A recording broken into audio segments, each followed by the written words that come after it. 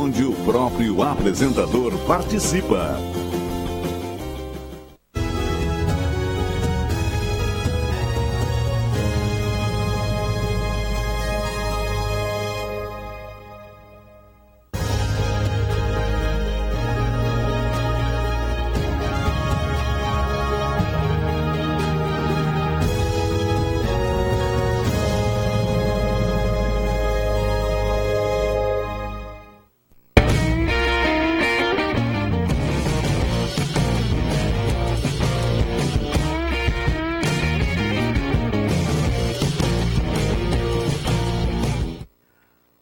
Muito boa tarde, meus amigos. Estamos começando o Virando o Jogo desta quarta-feira, dia 17 de maio, ao vivo aqui pela TVU, canal 55 e na NET, canal 11. E também pela internet. A gente sempre fala porque nós temos muitos amigos que estão fora de Porto Alegre, fora do Rio Grande do Sul e até fora do Brasil e que curtem acompanhar aí o Virando o Jogo. Então, você pode também informá-los aí de que nós estamos na internet através do player da TVU, tvuplay.tv.br. É importante isso, tvuplay.tv.br. E no Facebook, nas páginas da TVU e também do nosso Virando o Jogo, @TVUplay e @Virando o Jogo TV. Você participa conosco aqui do Virando o Jogo através do nosso WhatsApp, 999 81 77 00. 999 81 77 00 é o número para você interagir conosco aqui no Virando o Jogo. Virando o Jogo, que hoje tem os nossos companheiros Nelson Cerqueira na ponta direita, Davis Wagner na ponta esquerda, e aqui ao meu lado eu estou recebendo à esquerda o Regis, ex-zagueiro do Internacional e de outros clubes também, hoje técnico de futebol, e o técnico do futebol futsal, mas agora é fut5, né, de cegos, da Associação Gaúcha de Futebol de Cegos, que é o Rafael Astrada, que vai conversar conosco sobre esse esporte para cegos, que o Brasil aí é campeão, o Rio Grande do Sul também tem a liderança, e é muito interessante como é que se desenvolve essa competição. Boa tarde, senhores. Boa tarde. Boa tarde, senhor. Boa tarde. Senhor Nelson, o senhor vai bem? O senhor não esteve ontem no programa? Tudo certo? Vocês estão fazendo uma alternância aí, o Bagé, né? Ah. Um pouquinho eu, um pouquinho o Bagé. Vocês estão pegando a mania do Davis Wagner. Exatamente. Agora. O Diogo Rossi, nosso produtor, é que deve estar agradecendo, né, Diogo? Eles começaram, é uma maravilha, ele vem quando quer, né? Como é que é o negócio?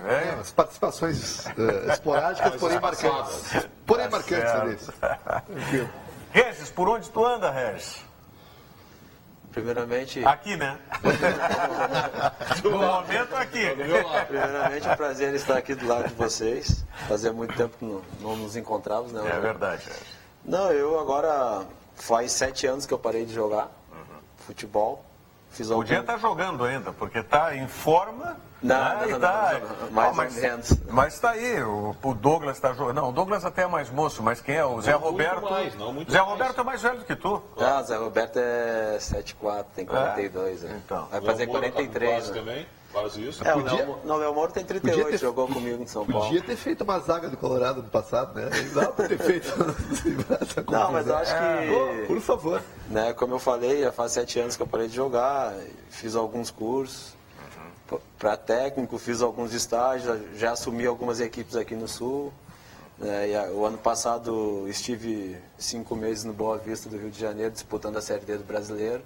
E esse ano, até então, não, né, como tinha uma possibilidade de continuar no Boa Vista para fazer o Carioca, só que daí acabaram optando pelo Joel Santana.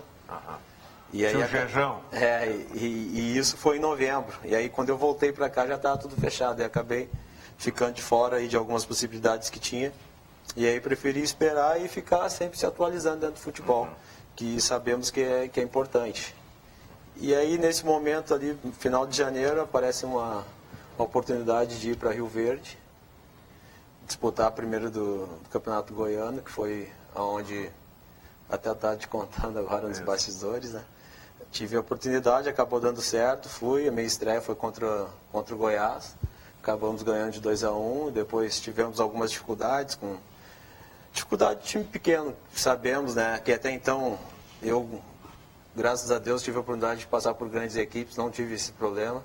Esses problemas que tive agora no Rio Verde, questão de salário atrasado, né? Questão de moradia, questão de alimentação. Então, é difícil você conseguir controlar essas pessoas, 25 cabeças, né?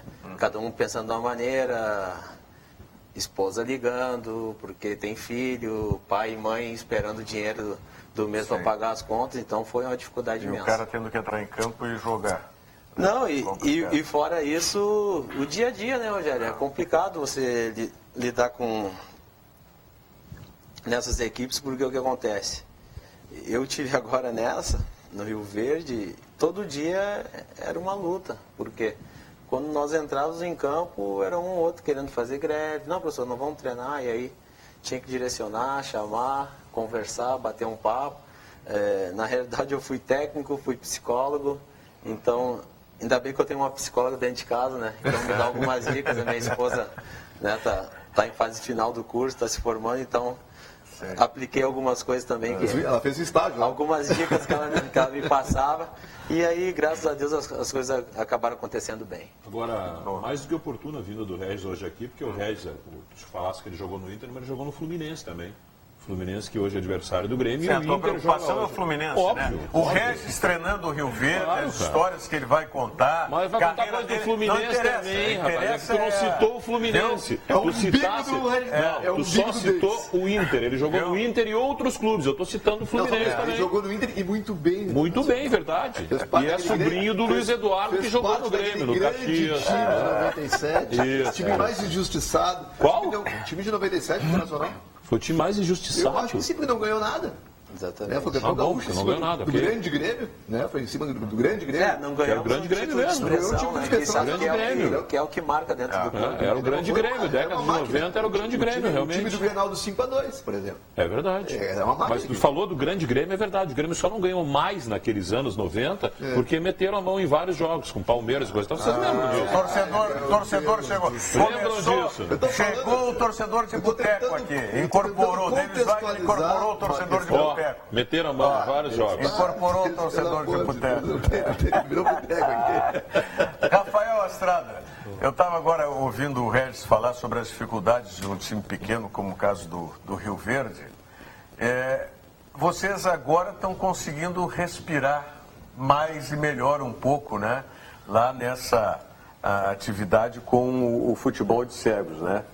Pela lei de incentivo ao esporte, né? Isso, agradecer primeiramente o espaço para divulgar o nosso esporte, que pouca gente conhece. No ano passado, com as Paralimpíadas, apareceu um pouco mais. Mas realmente, a nossa associação tem 6 anos, né? De 4 anos para cá, agora a gente, com o nosso presidente novo, a gente veio dando um outro patamar para a equipe, a gente vem conseguindo conquistar títulos, e agora com esse projeto da Lei de Incentivo ao Esporte, que é o governo federal, a gente vai tocando o projeto, assim, né? A gente agradece as empresas que apoiaram e a gente está... Fica à vontade. Fica à vontade. Tranquilo. E a gente está aí agora, a gente está indo para uma competição quinta-feira, no Paraná, o Regional Sul, onde vão ter 7 equipes. E a gente vai em busca aí de buscar esse título novamente, quando passado a gente acabou não conseguindo conquistar, né? Eu te falei que consegue respirar porque esse projeto da Lei de Incentivo ao Esporte, ele está aplicado, né, com a HFUC desde quando? Ele começou esse ano, foi aprovado no início do ano passado, a gente passou o ano inteiro, 2016, tentando captar o recurso, e agora foi liberado a verba agora em maio. Então a gente vai começar a aplicar agora a partir de maio. Esse dinheiro é para uniformes, passagens, manter a estrutura da equipe, né? Rafael, uma curiosidade que eu acho que o nosso telespectador e a grande maioria das pessoas tem. Como é que é feito o treinamento? Como é que vocês botam o cara que é deficiente visual? Primeira coisa, tem que ter silêncio, né? Sim. Silêncio absoluto. Mas como é que vocês conseguem posicionar ele? Como é que ele se guia exatamente não só na bola? E o próprio goleiro, que eu acho que é mais complicado ainda, dele pegar a bola. Não, mas o goleiro não é cego. O goleiro enxerga. O goleiro enxerga, só os outros não enxergam. O goleiro enxerga. Explicar basicamente a regra. A regra, o campo é 20 por 40, dividido em 3 partes. Da linha de fundo a uma linha de 12 metros. Quando a bola está nesse espaço, fala o goleiro orientando os zagueiros e tem um chamador atrás do gol orientando o atacante, avisando. Do gol adversário. Isso, o chamador, o chamador orientando o atacante, né? E o goleiro orientando a zaga. Esse chamador orienta o atacante, mas na hora de chutar, se tem 2 na frente, para a direita e para a esquerda. No terço médio, onde os treinadores falam. Quando a bola está ali, só os treinadores podem falar. Né? E o terço defensivo, mesma coisa do outro lado. O jogo totalmente silêncio.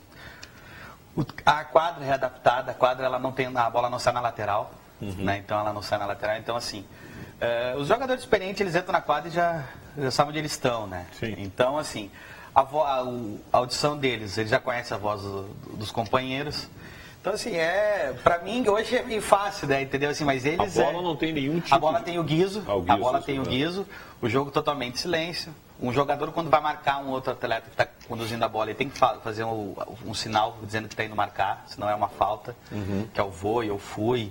Mas o chamador fica atrás do gol adversário. Isso. Atrás do goleiro adversário. Isso.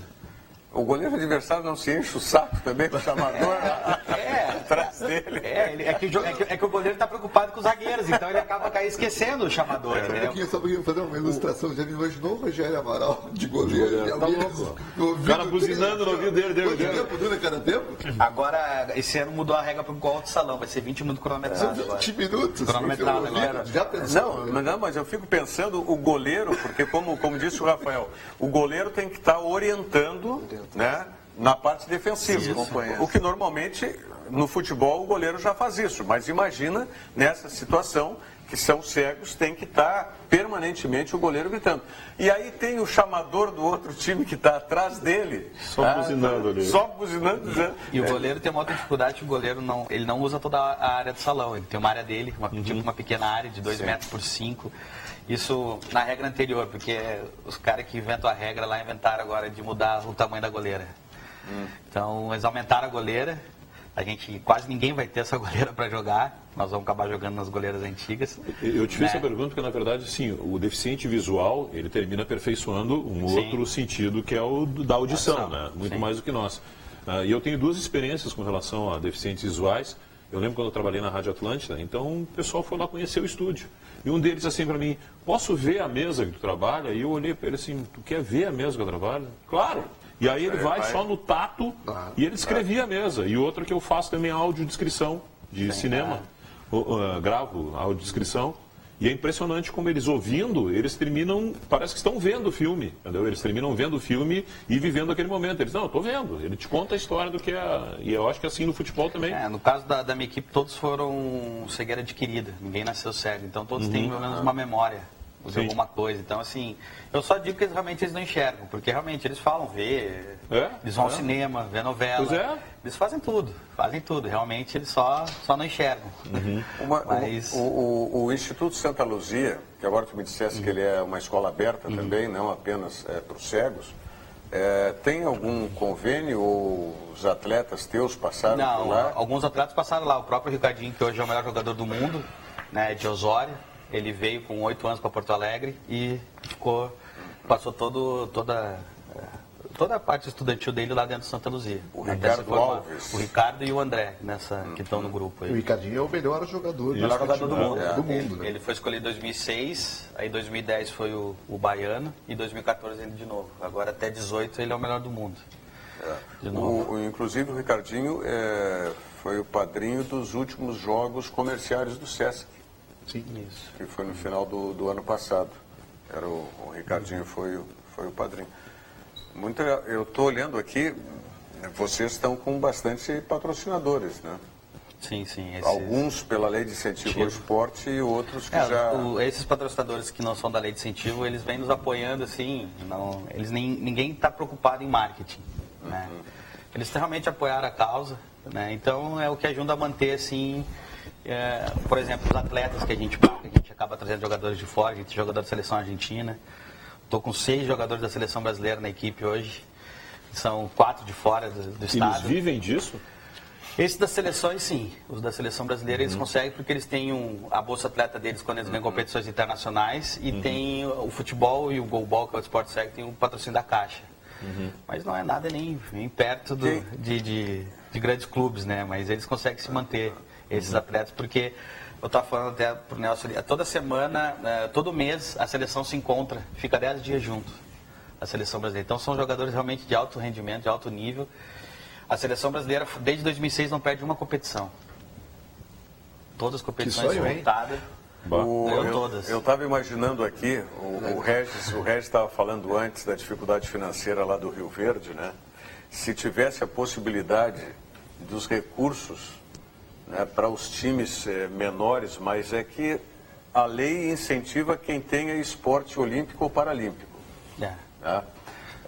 Esses clubes de futebol, os menores, os clubes pequenos, não tem condição de sustentar o futebol, quanto mais ter algum esporte olímpico ou paralímpico, né? Então não tem como captar os Eu acredito que esse projeto, a lei de incentivo, ele dá para a categoria de base, ele só não paga atletas. Sim, não, tudo bem, mas eu digo categoria de base, mas o Rio Verde, por exemplo, tem todas as categorias de base, o Rio Verde?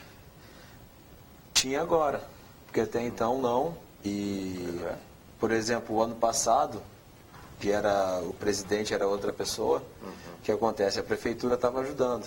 E aí, a partir da eleição, não sei se... o ano passado ajudaram. E parece que o novo prefeito, quando fosse assumir, ele falou que não ia ajudar no futebol. E nós sabemos, né, Nelson? Já conversei com o Nelson várias vezes. Essas equipes menores onde a prefeitura não ajuda, tem uma dificuldade enorme. Não tem, onde não tem apoio, não tem a questão política apoiando o clube da cidade, não tem.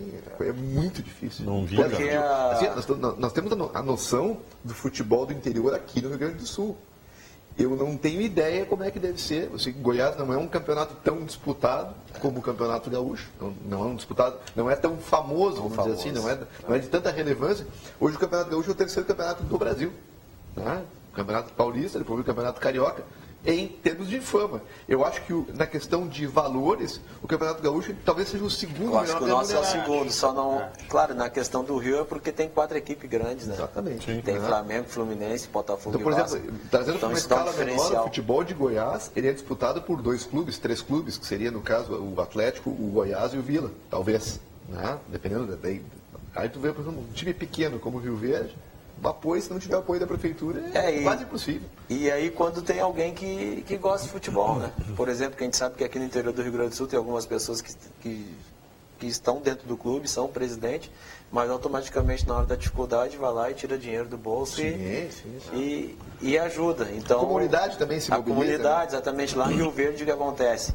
Rio Verde é uma cidade rica.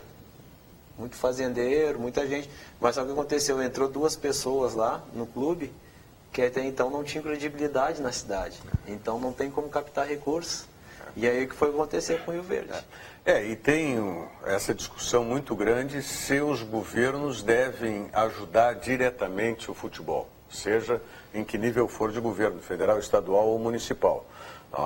Agora tem que se fazer uma distinção entre o que é um governo dar recurso público para um time grande ou um governo dar algum recurso para time pequeno, que é o representante da cidade, que é quem vai levar o nome da cidade. Então, entendo que tem que fazer. Eu acho que a discussão maior não é se ele deve dar, minha opinião, deve dar. Agora é como fazer para dar esse dinheiro para não ter nenhum tipo de desvio no meio, né, cara? Isso é uma coisa... Esse que é o grande problema. Essa é a grande preocupação da maioria, porque senão tem que ter as pessoas certas para fazer tudo certo, porque acontece, a partir do momento que nem no Rio Verde colocaram 2 pessoas que até então, eu não sei porque eu cheguei no meio do caminho e nem quero entrar em detalhes, mas, por exemplo, se você coloca 2 pessoas que não têm credibilidade na cidade, provavelmente não vai rolar, é óbvio. Não vai rolar. todo o projeto. Mas isso em relação, eu enfatizo, aos times menores, né, e de cidades menores. Claro. Não tem justificativa, no meu entendimento, o governo dar para time grande. Né? Flamengo, Corinthians. Uma coisa que eu discuto... Corinthians cancelaram, né? Corinthians deu, né? Uma coisa que eu discuto Corinthians muito... o governo deu estádio. Tem patrocínio esse da Caixa Federal? Para alguns clubes, sim. Para alguns clubes, não. Por quê? Qual é o critério? Uns 2 anos atrás eu mandei e-mail para Mas cá. aí é uma instituição financeira, mesmo que seja vinculada ao governo, é a mesma questão, por exemplo, do Banrisul. Banrisul patrocinando o Grêmio Internacional. É importante para o Banrisul. Desculpa, mas o Banrisul, ele patrocina o futebol gaúcho como um todo, os clubes que estão disputando competições nacionais. Todos. Brasil de Pelotas, o Juventude, o Ipiranga de Erechim também entrou, o Lajeadense entrou. É uma coisa equânime. Está disputando um campeonato nacional, ele recebe patrocínio. Entendeu? E é um patrocínio que para o Banrisul ele é muito rentável na questão de visibilidade. Não, especificamente... Não se esqueça que o Internacional disputou o Campeonato Mundial de Clubes com o Banrisul na camiseta. Mas qual é o campeão da Copa do Brasil? A Caixa, o que fez? A Caixa escolheu alguns clubes do Brasil. É o critério deles? Não, mas o que eles pegaram? Pegaram o Clube do Rio... Eu não estou querendo a Caixa por Não, eu sei, mas teoricamente eles pegaram... Por que o Rio Verde não tem a Caixa? Não, mas ok, mas eles pegaram a Caixa, que eu me lembro, pegou um time do Rio, Belo Horizonte, eles tinham o Atlético, eu acho que era o Caixa hoje o Sport Recife. Mas a Caixa tem vários clubes no Brasil hoje. Os clubes da primeira divisão tem muitos que são patrocinados pela Caixa. Mas qual é o critério de escolha? É que a gente assim, os gaúchos não estão com a Caixa, talvez até em função de estarem com o Banrisul. Com certeza. O Brasil de Pelotas parece. O Brasil de Pelotas, se não me engano, estava fechado com a Caixa. Pois é. Mas por quê? Mas eu acho que aí eu não vejo que isso seja o dinheiro mal usado, porque é uma instituição financeira, ela vai fazer a divulgação, e não só no futebol, mas também patrocinando eventos, enfim. E aí sim entra essa questão, Davis, que é da fiscalização da destinação dos recursos, que me parece o ponto mais importante de tudo. Quando você tem uma instituição, né, como a Caixa, enfim... Hoje eu ainda estava conversando com um amigo meu com relação à Petrobras.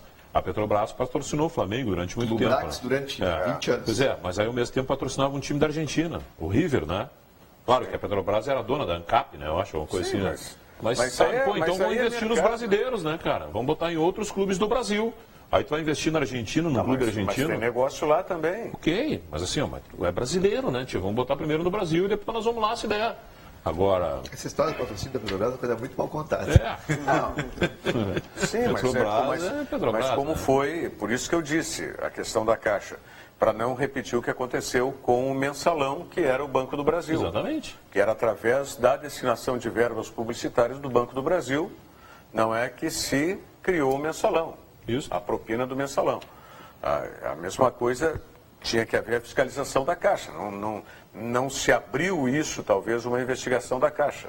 Talvez até porque o exemplo do Banco do Brasil, do Mensalão, tenha servido para haver uma fiscalização mais rigorosa com a destinação das verbas. Particularmente da Caixa, eu realmente acho que aqui não acontece por causa do Banrisul. Não, com certeza. Agora, em outros estados... Não é interessante o Banrisul que isso acontece? Não, como assim? Não, é interessante o Banrisul da Caixa Federal patrocínio claro, claro que não. Ok, mas nem para a Caixa. Nem para a Caixa é interessante. O quê? Ela patrocinar os clubes que tem o patrocínio da camiseta do Banrisul. O patrocínio do Banrisul para Como é que ela vai patrocinar? Mas é isso que eu estou dizendo. O Nelson está dizendo que não é interessante o Banrisul. Eu estou dizendo que não é interessante. A Caixa gostaria de ter Grêmio Internacional. Claro que a Caixa queria entrar. Mas assim, que não é interessante no momento que ela tem Banrisul. Como o Banrisul também diz, então vai botar a Caixa aqui, diretamente é meu concorrente. Essa é a realidade. Isso não existe. Pois é. Isso não existe. Diogo Rossi, diga aí, Diogo Rossi. Recados que vão chegando por aqui já no nosso WhatsApp, como por exemplo o do Lucas, que está sempre participando com a gente. Ele já quer falar sobre a Série B do Brasileirão, dizendo assim, eu tinha dito para vocês que esse Londrina chora de ruim. Quem viu ontem o Brasil sabe também que é um time muito ruim. Essa é a pura verdade. O único que está fazendo uma correria é o Paraná. Para mim, este ano a Série B está horrível. Bom para o Inter, e é por isso que eu digo que vai ser uma barbada. Não adianta tentarem falar que o Inter vai enfrentar dificuldades, porque os adversários são todos muito ruins. É o recado que o Lucas manda aqui para a gente. Também participando com a gente aqui o Miguel, né, que é do Passo da Areia, ele que é gremista, e faz uma pergunta para o Rafael. Qual é a maior dificuldade na hora de se comandar um treino, Rafael? Cara, para mim, eu vou dizer assim, foi um pouco fácil, porque quando eu comecei, a equipe recente tinha sido campeã brasileira, então eu aprendi muito com eles. No treinamento, como falei assim, são todos experientes já, são caras que jogam mais de 10 anos de futebol, então eu não vejo dificuldade para mim. Eu tive dificuldade muito no início, realmente, há 10 anos atrás, quando eu comecei. Só que eu fui aprendendo com eles. Eles praticamente me ensinaram, porque eu cheguei ali para ajudar e acabei ficando, então. Como é que tu chegasse justamente nessa função e, né, o que te levou até lá? Eu trabalho com conclusão da faculdade, né, formado em educação física. Eu sempre joguei futsal, quanto mais novo. Então veio fazer uma coisa de futsal e veio na minha cabeça futebol de cegos. Eu nunca tinha visto futebol de cegos. Eu procurei a Cegos, a associação aqui de Porto Alegre. Casualmente no dia o treinador estava lá e me falou, não, pode fazer a tua orientação, pode fazer a tua observação lá. E casualmente a minha orientadora na faculdade tinha trabalhado 12 anos com cegos, a professora Lia Hoffman. Então ela trabalhou com cegos no goalball, judô, outros esportes. E foi no momento, daí fiquei 6 meses observando. O treinador caiu e o diretor de esporte falou, Rafael, tu quer assumir? Eu tomei um susto, né? Porque eu estava só observando. Aceitei o desafio. Até quando eu comecei lá na quadra do Cruzeiro, do Cruzeirinho, na Protásio, lá a gente tinha uma quadra adaptada lá. E fui continuando. Aí eu era da Cegos, né? A gente saiu da Cegos, montou a HFUC para jogar só futsal. A Cegos hoje ela tem outro trabalho, ela tem uma equipe também, mas ela tem um trabalho mais social com deficiente visual. E a nossa equipe, a HFUC, é só o futebol de cegos mesmo. Sobre essa questão que foi levantada antes, quem é que falou? Lucas, sobre a Série B. Série B. Eu estou realmente preocupado com o Brasil de Pelotas. Eu estou realmente preocupado porque o Brasil não fez investimentos maiores. Fez uma campanha muito ruim no Gauchão. Uma campanha fraquíssima no Gauchão. Eu acho que o quase Brasil rebaixado. vai ter que contratar. Pelo que a gente viu, chegaram 6 jogadores e não vi nada diferente do Gauchão. E outra coisa, esse menino que foi do Caxias para o Brasil, o Wagner, ontem entrou com 15 minutos do segundo tempo. O Wagner ele já é pilhado por natureza. Né? Trabalhando com o Rogério Zimmermann. Vai ficar mais ainda. Mas não, ontem ele entrou, ontem o Wagner entrou, ele não tocou na bola e em 2 lances ele já recebeu o cartão amarelo. Recordista? Não, para mim, pelo menos eu nunca tinha visto isso. Ele não havia tocado na bola, cometeu uma falta, um pouco mais dura, foi advertido pelo árbitro. E depois ele fez uma outra falta dura também. A impressão é que não tem limite, e tomou o cartão amarelo. Que ele vai e azar o que acontecer, não tem limite para ele. Não, quem não tem limite foi o goleiro do Londrina depois do jogo lá, que se botaram os zagueiros. Quis brigar com Tu já tinha passado uma situação dessas, hein, Regis, no futebol? Discussão, tudo bem, dentro de campo. Não, mas o goleiro do Londrina, olha, precisou uns 4 para segurar o monstro, porque queria bater no companheiro, no zagueiro dele. E o goleirão é grande, né? É ruim de negócio. O zagueiro eu não sei como é, porque os 2 atletas que você sempre olha, é o goleiro, o zagueiro e o número 9. Que são os caras que têm mais estatura. Às vezes, também, os 5 às vezes. Mas eu vi que o goleirão, quando ele abriu os braços, ninguém chegava perto dele. Não tinha como, para segurar a fera não foi fácil. Fazia tempo que a gente não via 2 caras. Agora tu é um treinador calmo, tu é Rogério Zimmermann, assim, pilhado demais? Não. Eu sou um cara calmo, um cara tranquilo, claro. Você foi a tua característica quando como jogador. Eu sou um cara do diálogo. Eu gosto de conversar muito. Claro que tem momentos que você não tem que conversar, que já chegou a um certo limite, que você tem que tomar uma atitude. Mas a tendência é conversar. Isso é importante. Até porque é o seguinte, as pessoas com quem eu convivi dentro do futebol e com quem foram meus técnicos, foram sempre técnicos do diálogo. Nunca foi... tinha o... Teve o... Não, o Celso, né? Quem? O Celso Gotti? O Celso, sabe quem? Quem? Não, eu fiquei aquele jeito dele, o Cassiá também foi meu técnico, eu também era um pouco, né, meio, aquele jeitão de gauchão, né? Mas eu na maioria dos técnicos que eu tive, tipo Paulo Tuori, Oswaldo de Oliveira, eu sempre comento e falo do Carlos Alberto Parreira, por quê? Carlos Alberto Parreira sempre foi um gentleman, né? E não é à toa que ele trabalhou várias vezes na seleção, por quê? Porque perante a dificuldade ele sempre esteve equilibrado. E a gente sabe que é importantíssimo você ter equilíbrio. A partir do momento que você tem equilíbrio, as coisas ficam mais fáceis. E apesar de tudo, né, Roberto, você é o comandante. Se você tiver uma atitude errada, provavelmente os atletas dentro de campo vão ter uma atitude errada. Agora, tu falou o nome de um treinador que é impressionante. Eu já vi vários jogadores falarem bem dele, como não só como pessoa, mas como treinador, que é o Paulo Tuori, né? Também. Outro cara também que é tranquilo, dificilmente... Claro, o técnico tem horas que você vai explodir, não tem? É situação de jogo, de resultado, mas na maioria das vezes é tranquilidade. Tu é tranquilo também? Não tem como falar com o cara, eu tenho que ser calmo até, porque eu sou os olhos também deles, né? Porque se eu falar que foi uma falta, eles vão acreditar em mim, para quem está no banco também. Então eu tenho que ser calmo até porque hoje eu não tenho um auxiliar, hoje o auxiliar também tem que ser formado. Então se eu for expulso, não vai sobrar essa orientação. Então, isso é uma exigência do Conselho de Educação Física, né? Agora foi a partir de 2012, se eu não me engano. Antigamente não era necessário, agora a Confederação está exigindo que o treinador e o auxiliar sejam informados. A gente tem uma ideia de pelo menos o auxiliar esteja cursando. Sim. Porque realmente essa dificuldade do futebol de 5 e alguns esportes paradesportivos é financeira. Eu estava 10 anos voluntário, agora com esse projeto vou começar a receber agora. Parabéns, merece, né? Poxa, trabalhando 10 anos só ali,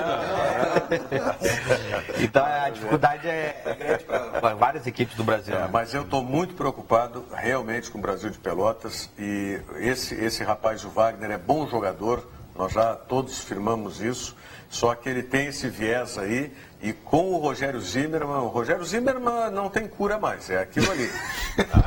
É aquilo ali, vai estar, entrando em campo quase, então não tem jeito. Então o Wagner não tem que entrar na pilha do treinador dele agora. Se entrar na pilha do Rogério Zimmermann, ele que já é pilhado, vai ser o que foi ontem para pior. Eu tenho uma curiosidade do Rogério Zimmermann, que está há tanto tempo no Brasil, né? Se ele trocasse de clube, será que ele manteria esse mesmo ritmo? Mas porque daqui a pouco assim. ele está mas aqui no Brasil assim, ele já está mais... Mas foi assim, foi na Ubra, foi assim também. Essa pilha dele funcionou na Ubra, naquela campanha fantástica, ele tinha que ganhar, de 7 jogos ele tinha que ganhar os 6 e ganhou os 6. Inclusive no Grêmio, no Olímpico ele ganhou.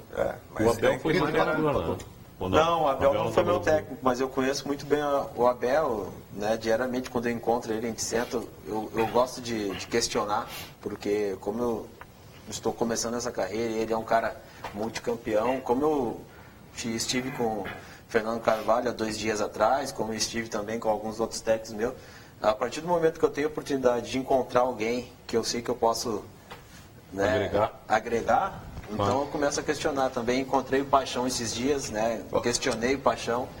E para vocês verem como é que são as coisas. Paulo Paixão, todo o currículo que ele tem, multicampeão, falou para mim, Regis, eu fui no Flamengo, fui no Fluminense, fui ver como é que tá o futebol. Claro. Para ver como é que tá por dentro. Se informar, claro. Se informar é importante. Mas tu falaste o treinador campeão gaúcho, Beto Campos, está fazendo um período no Flamengo, né?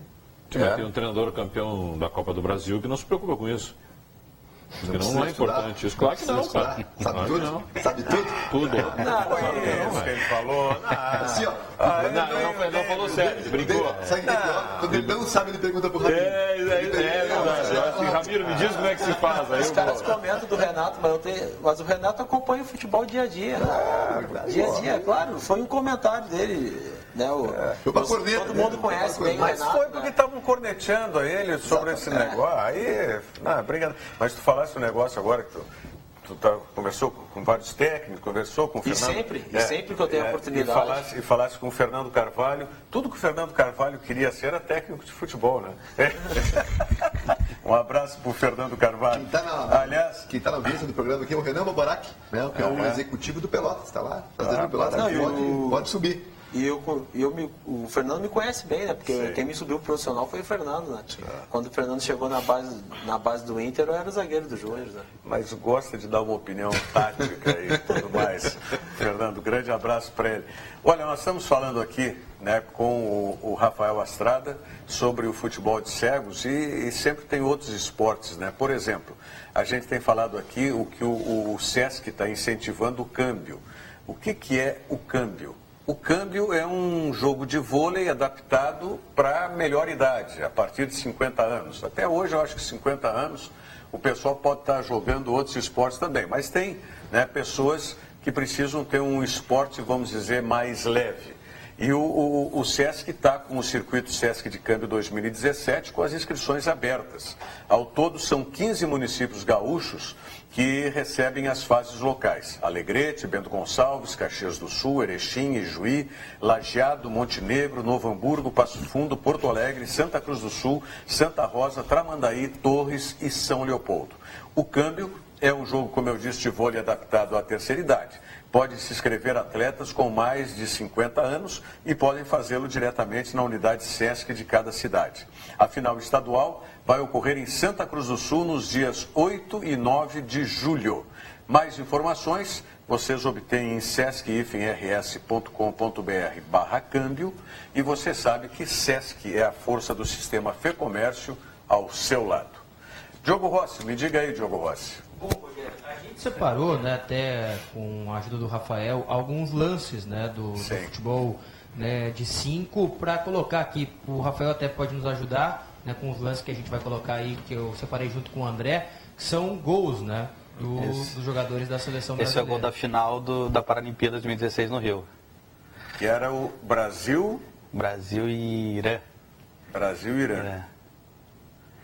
Isso foi, foi 1-0 o jogo. O goleiro não tinha tomado nenhum gol no campeonato. Aí o Ricardinho achou esse embaixo das pernas dele. Carrocou o goleiro. Rafael, tu falaste assim, impressionante como ele correndo e os outros marcando e o outro jogador já se posicionando do outro lado para receber a bola. Isso também é uma orientação do cara que fica atrás do gol? Sim, também, o do treinador também. Olha esse gol onde ele botou a bola.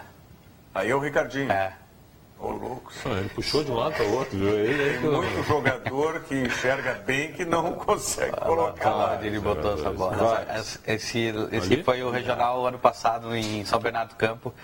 Um dia depois o Ricardinho se lesionou, que foi uma tristeza do pessoal, mas ele conseguiu se recuperar em 5 meses aí e teve nas Paralimpíadas.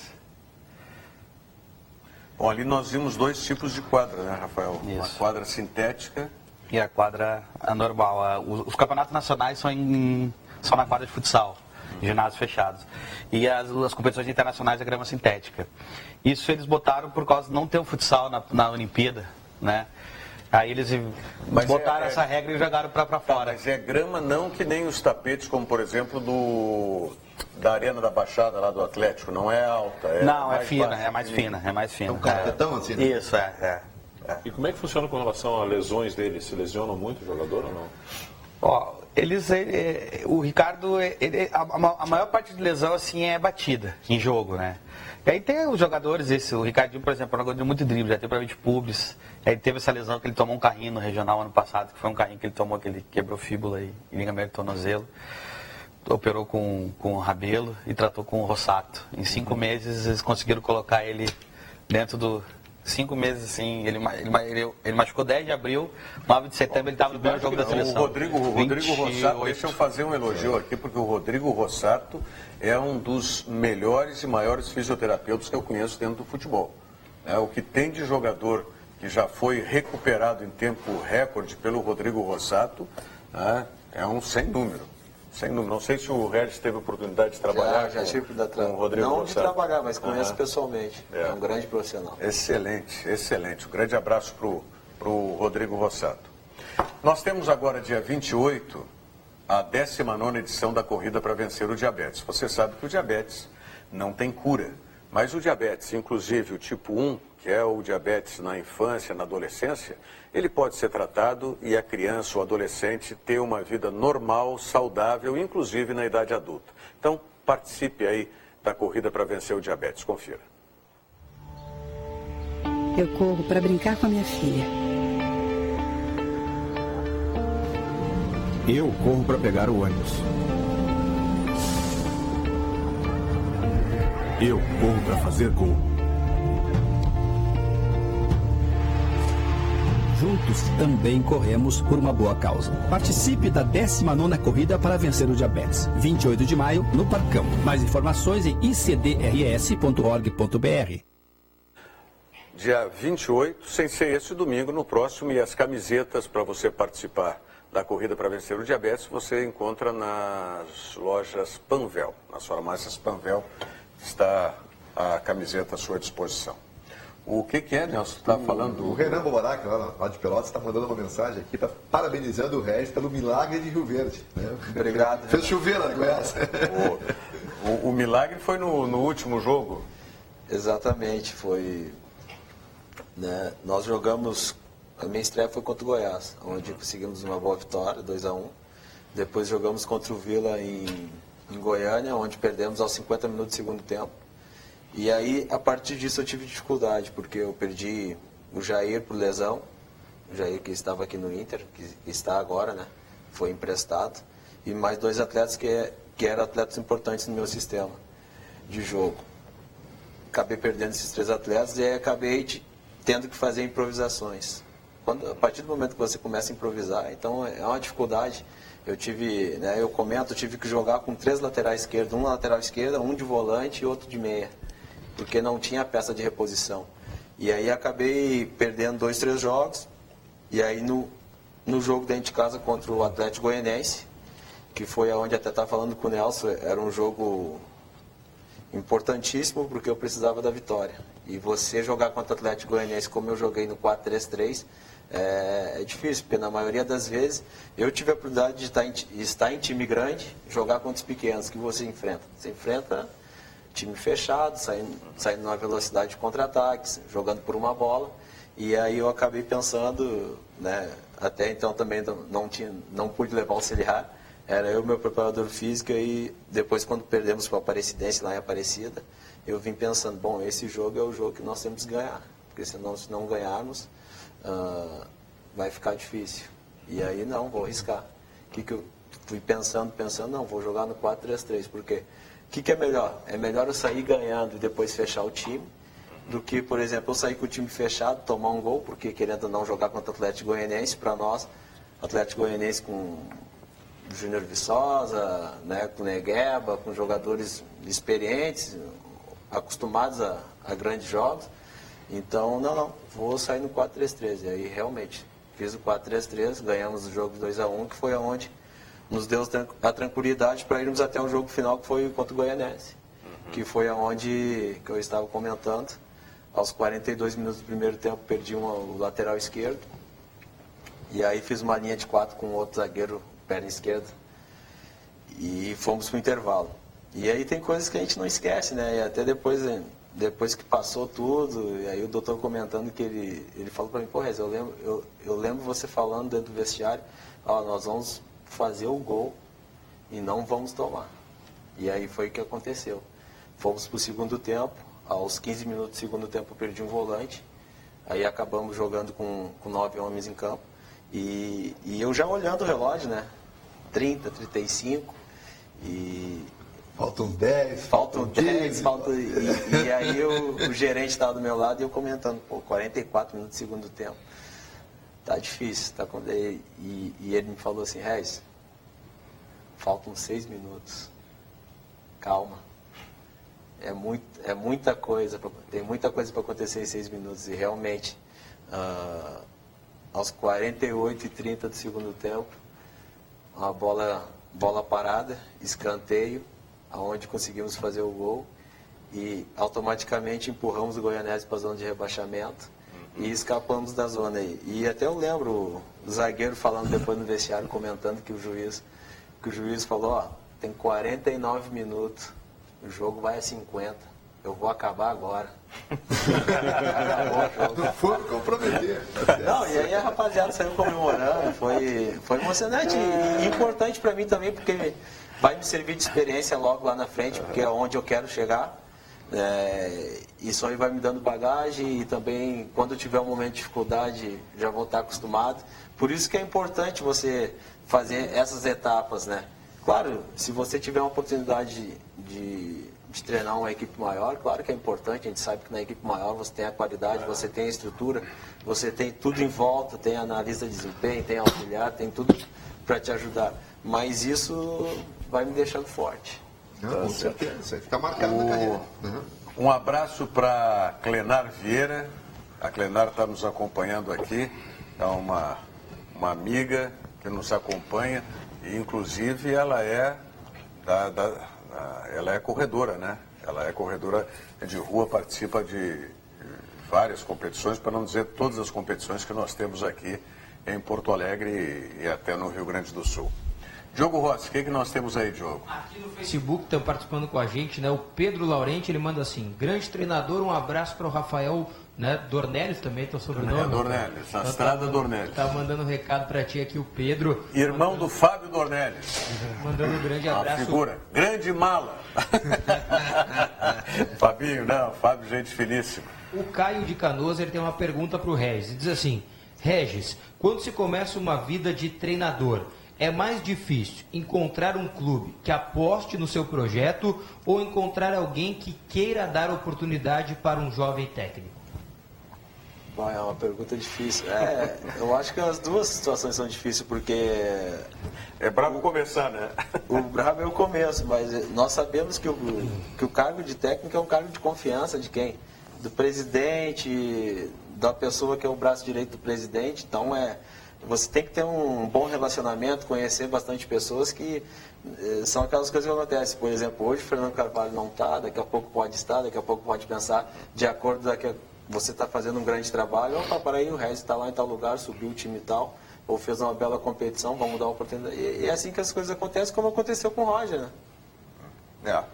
Mas às vezes acontece com alguns que não entendem nada e que treinam tudo que é time, né, cara? Jogo, vem cá aqui. Tem isso também. Tem, né? O jogo ele só tem os amigos e bota ele lá e ele treina. A bruxaria funciona. O jogo está com uma camiseta bonita. Eu não sei o que quer dizer isso aí dessa camiseta. Flamengo. Eu acho que hoje ele botou essa camiseta porque ele não vai torcer pro Fluminense. Já está... Não. É que eu fiz algumas compras, né? E essa camisa do Flamengo, muito bonita, 2017, uma homenagem, né? Que o Flamengo fez aos anos 80, então acabei comprando, porque, camisas históricas. O Regis não podia ver essa camisa. Eu tenho do São Paulo, tem São Paulo 92. Mas eu te pedi para ficar presente aqui, porque eu quero que atualize aí sobre o Grêmio Internacional. Claro, com certeza. Jogo de hoje, dois, né, jogam hoje. O Grêmio, ele não tem o Marcelo Oliveira, vai jogar o Bruno Cortez, e é uma curiosidade até a lesão do Marcelo Oliveira, porque o Grêmio não tem jogadores para esta função, no elenco mais. Só tem o Bruno Cortez, não tem jogador na base para subir, não tem jogador na transição. O Felipe Endres, que é o técnico da transição, está improvisando jogadores também na lateral esquerda. O Grêmio não comprou, né, o jogador Lucas Lovatti do Avaí, pediu 3 milhões de reais pelo Lucas Lovatti. Emprestou o Iago. E emprestou o Iago para o Figueirense. Então o Grêmio não tem jogadores para essa função de lateral esquerdo. O time é praticamente o mesmo que venceu o Botafogo, né? Marcelo Groy, o Léo Moura, Jeromel, Kahneman, Bruno Cortez, Michel e o Arthur. Aí o Ramiro, o Luan e o Pedro Rocha com o Lucas Barrios no ataque. O Grêmio está no mercado para contratar jogadores. O Lucas Leiva apareceu como uma possibilidade, mas o presidente descarta por causa do salário. Admite que o Musto é mais fácil de contratar hoje do que o Lucas Leiva, porque o Musto, o Grêmio só tem que negociar realmente com a equipe do Rosário Central. Com o jogador já está tudo acertado. Mas aí deixa eu interromper, eu até entendi assim, mas quanto é que ele vai pagar pelo Musto? 4 milhões que eles estão pedindo, não é isso? $1 milhão. $1 milhão. O Lucas Leivas viria de graça. Mas o salário é muito alto, é o que o Grêmio admite, claro. Não, tá bem, o salário é alto, mas aí a gente faz a conta por quanto tempo? Ele tem 29 anos, o Musto, não é? Isso, o Lucas 30. Tem 30. Ele vem pelo salário. Será que vai custar mais o salário do Musto e mais o que o Grêmio vai pagar? Vai custar mais o que o Grêmio vai pagar pelo Lucas Leivas? Não, porque o patamar de salário na Argentina é inferior ao patamar de salário. Mas quando é que ele vai vir? Ele vai vir para o Grêmio por quanto? Não sei, mas ele 50 mil, não. Ele vai ganhar bem menos do que o Lucas Leiva está ganhando. Pega 1 milhão e tu divide num contrato de 2 ou 3 anos, que é o que ele vai fazer no mínimo, né? É isso, né? E mais o salário por mês. O total, o custo total. Exatamente, essa conta que eu quero que faça. Acho que jogador, custo-benefício. Jogador cara é aquele que vem e não joga. Jogador que entra. Ok, mas eu estou dizendo assim, no caso do Musto, o Lucas Leivas a gente conhece ele. O Musto a gente conhece a referência do jogador. Não, mas ele está jogando ainda, cara. Ele está jogando lá na Inglaterra ainda. Análise não é de vez em quando. Análise interna que o Lucas Leiva não é mais volante, né? Zagueiro. Tá bom, aí pode ser, ok, tá bem. Então é uma condição também. Aí é outra questão. Essa análise. No Inter, né, o Colorado viajou ontem para São Paulo, né, vai encarar hoje o Palmeiras e vê como um bom resultado voltar de lá com um gol marcado. Né? Claro, uma derrota por 4-1, por exemplo, não seria um bom resultado. Mas o Inter quer marcar um gol, pelo menos. Lá... Não, mas tá certo, porque diz, marcar um gol, mas... Fiz um mocinho que fez um, aí não adianta. Tudo bem, mas, por exemplo, o Brasil na Copa do Mundo... não pode ser esse, Rogério. Não, tudo bem. Vamos amassar o Palmeiras. Não, mas aí também não pode ser esse discurso. O discurso tem que ser Não, mas tem que também entrar em campo com esse sentimento. Não, aí é delírio, né? Vamos lá e amassar o Palmeiras. Eu até acho, é o que disse o Rogério. O Rogério disse assim, como não é o que tu quer? Eu disse, palpite meu, o Inter vai perder 2-1 do Palmeiras hoje e vai ganhar do Palmeiras aqui. Mas eu não posso comemorar que o Internacional Não, eu sei, mas como assim? Não pode comemorar o quê? Você vai comemorar a vaga se isso acontecer. Se conseguir um empate fora de casa é excelente. Mas se perder 2-1 também é um grande resultado. Uma coisa, 1-0 é difícil, perder 2-1 é um grande resultado. Com o time do Palmeiras é um grande resultado. Dois times grandes, 2 times campeões. Eu acho que não. 2 times campeões. Essa história do time campeão, o Grêmio era campeão há 15 anos. Aí não jogava nada. O Grêmio, o Palmeiras e o Internacional são times com história, com camiseta. Entendeu? Tu não pode ir pequeno contra o Palmeiras. Não pode ir pensando pequeno. Então te manda pra cima do Palmeiras saber quanto é que pode levar. Tem jogo com inteligência. Mas o discurso não pode ser esse. Não posso aceitar esse discurso. O foco do Inter é a Série B, então a Copa do Brasil... Não, mas só voltando ao que eu ia falar, a ressalva que fez o Diogo é importante, porque um gol, claro, numa relação de que o placar seja um placar mais ou menos ajustado. 2-1, 3-2, é isso que eu estou dizendo, é bom resultado. Agora, se for 7-1, como foi a seleção brasileira contra a Alemanha, um gol marcado não adianta nada, evidentemente. Então essa ressalva é importante. Eu não vou nem entrar nessa discussão de vocês aí. Por que tu acha que não é importante? Não, eu acho que vocês dois estão corretos. Eu acho que vocês dois estão corretos. Tu tem que ir com o pensamento, talvez não de amassar o Palmeiras e tal, mas com o pensamento de vencer. Claro. E o Davis também está correto. Se fizer um gol nesse placar aí, traz a decisão para dentro de casa. Mas vai com 3 volantes contra o Palmeiras, assim como foi com 3 volantes contra o Grande Novo Hamburgo. Essa é a minha crítica. O Zago disse que... Tu quer que ele vá com 2 volantes? Tu quer que ele vá abertinho? Eu quero que ele seja inteligente. Eu quero que ele se apresente bem, que o Internacional jogue bem. O Internacional não joga bem. E outro departamento? Quando joga bem, o time que joga bem acaba ganhando um dia. Acaba vencendo. Ele vai com o mesmo time, então continua Marcelo Cirino e Nico Lopes na frente. Ele diz que o time mantém em nomes, mas o estilo de jogo vai ser diferente. Porque o Zago admite que é mais fácil defender do que propor o jogo, muitas vezes. Quando o Londrina, o Internacional propôs o jogo, porque era obrigação do Inter propor, quanto o Palmeiras é diferente. O time do Inter é o mesmo, né? Daniel, William, Léo Ortiz, Cuesta, Wendel, Dourado, Cirino, Fabinho, Gutierrez e D'Alessandro com o Nico Lopes no comando de ataque. Sabe desde quando que o Internacional repete um time? É a segunda vez no ano, né? Que o Inter repete o time. Eu acho que não. É a primeira vez no ano que o Inter repete o time. Qual foi a última vez que o Internacional repetiu o time? Foi o time do Argel e faz um ano. Foram 47 jogadores testados até a repetição do time hoje. Loucura. Mas uma coisa que a gente tem que fazer a distinção, estou aqui com 2 técnicos, é não repetir o time porque você tem jogadores lesionados, jogadores expulsos, são as contingências de uma competição, ou não repetir o time porque o treinador não sabe quem escalar. São 2 coisas distintas. Olha, tem a questão da convicção, né? Tudo bem, mas é isso que é... Eu não sei, tu está fazendo uma crítica ao Zago. Mas é claro, é absurdo. Vamos lá, o trabalho não apareceu ainda. Apareceu uma brilhante vitória na segunda divisão contra o grande Londrina, que jogando o Campeonato Gaúcho seria rebaixado. Deixa eu fazer uma pergunta a vocês. O Paulão realmente não é provocação, mas eu quero só entender se isso aí foi brincadeira que eu li ou ele falou sério. Eu posso liberar o jogo? Por favor. As informações passadas já são suficientes? Suficiente. Só para saber. Horário dos jogos. Só isso. Horário dos jogos, Diogo. Duplex, né? Duplex. 9h45 os 2 jogos hoje. Um na arena e outro na... Só para saber se realmente é verdade que o Rio foi uma sacanagem. Que o Paulão chegou no Rio para jogar no Vasco e disse que o Vasco é maior que o Inter. Não. Aí é... Olha, deve ter comparado as dívidas. Olhou o saldo bancário, a dívida do Vasco deve ser maior também. Bem maior que o Inter, porque aí é palhaçada, né? Com certeza. Fluminense vai eliminar o Grêmio? É um jogo complicado, um jogo difícil. Eu acho que, eu estava até comentando, se o Grêmio fizer uma atuação que nem fez domingo, fica bem complicado para o Fluminense. Sabemos que o Fluminense tem uma bela equipe, mas tem alguns desfalques, mas... Além do desfalques, eu acho que o Ayrton não joga, né? Se eu não me engano. Não joga atacante. Mas olha... Mas, em compensação, volta o Scarpa. Que já entrou no jogo. Que é um atleta que tem feito falta na equipe do Fluminense. Porque até então, acho que fazia 2 meses que não jogava. Eu acho que ele é um jogador diferente do Fluminense. Diferente. É o cara pensante, né? É o que tem a jogar individual. tem uma boa finalização de longa distância, entra na área, então joga pela beirada e joga por dentro. É um cara que daqui a pouco tu pode mudar o sistema com ele dentro. Tem essa facilidade.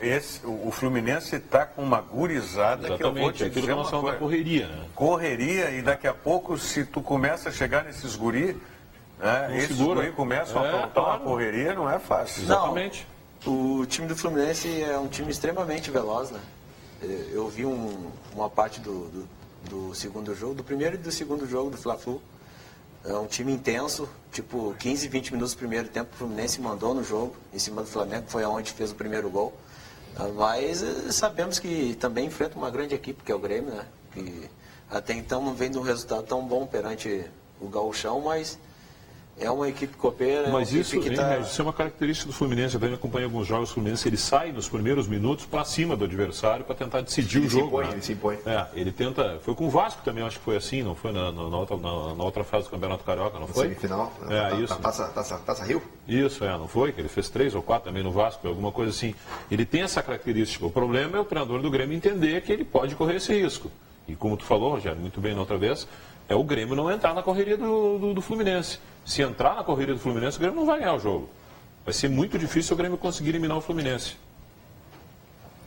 Eu não sei. Eu vejo o Fluminense com um ponto muito fraco na zaga. Acho que a zaga do Fluminense meio que bate cabeça. Diga aí, Diogo. Será que seria inacreditável essa situação de vencer o Fluminense? Eu tenho uma coisa que vocês vão com certeza achar inacreditável. Um vídeo que está rolando na internet, parece um casal, né? E aí chama a atenção porque o talento deles é significativo. Vamos acompanhar. Vamos dar uma olhada. Isso é esporte? É. O que ela vai fazer aí, rapaz? Raquete de tênis de mesa. Tá louco. Meu Deus do céu. Para, viu? Olha lá, e agora? Ai. Não é montagem isso? Você queria tocar uma faca agora. Agora foi a polícia. Agora ela tem que confiar muito nele, eu vou te contar. Né? Será que não é montagem isso? E agora, hein? E agora? Que loucura. Bom, mas esse esporte eu estou passando. Agora tem um outro também. Eu não sei o que o jogador... Quem é esse? É o jogador do Arsenal, né? O zagueiro do Arsenal, ele foi mostrar pro árbitro ali a falta. Que isso, velho? Tem que ser, ele diz, é assim que se faz? Que é isso, meu? Ué? Isso é engraçado. Ele deve estar reclamando de algum zagueiro que fez isso nele, né? Zagueiro. Maravilha. Quero agradecer ao Rafael Astrada aqui, que é responsável pelo time da... Como é que é a sigla? HFUC, Associação Gaúcha de Futsal para Cegos. De Futsal para Cegos. Né? Muito obrigado aí. Eu agradeço o espaço, treinador. E o Regis, obrigado, Regis. Fazia tempo que a gente não se encontrava aí, né? Exatamente, Sucesso. Obrigado pelo convite também.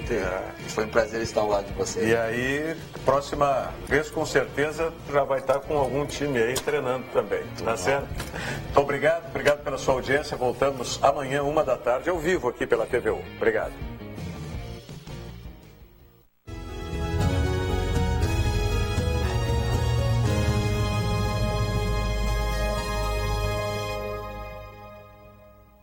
Com 25 anos de experiência no mercado moveleiro de Gramado, a Difrison projeta seus móveis personalizados com estilo marcante, design e tecnologia avançada. Com loja e fábrica em Gramado, a Difrison sempre buscou atualização e inovação, tornando-se referência em criar espaços únicos para todo o Brasil. Difrison, viver bem com estilo. Fone 54 3286 4044. Avenida Borges de Medeiros, 1489, Gramado.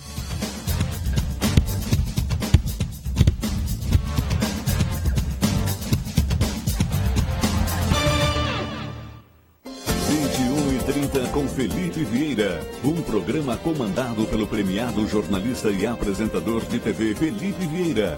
Realiza diariamente de segunda a sexta-feira durante 60 minutos entrevistas com as principais personalidades políticas, empresariais, esportivas e culturais do nosso estado. Um programa diário e local de entrevistas jornalísticas que apresenta os mais importantes assuntos que estão presentes no dia a dia do povo gaúcho. Todos os sábados à noite, às 10h30, eu apresento o programa Vencedores, que conta histórias de empreendedores aqui do Rio Grande do Sul. Eu conto com a tua audiência. Todo mundo está se conectando na TVU Online. E você vai ficar de fora? Acesse tvurbana.tv.br.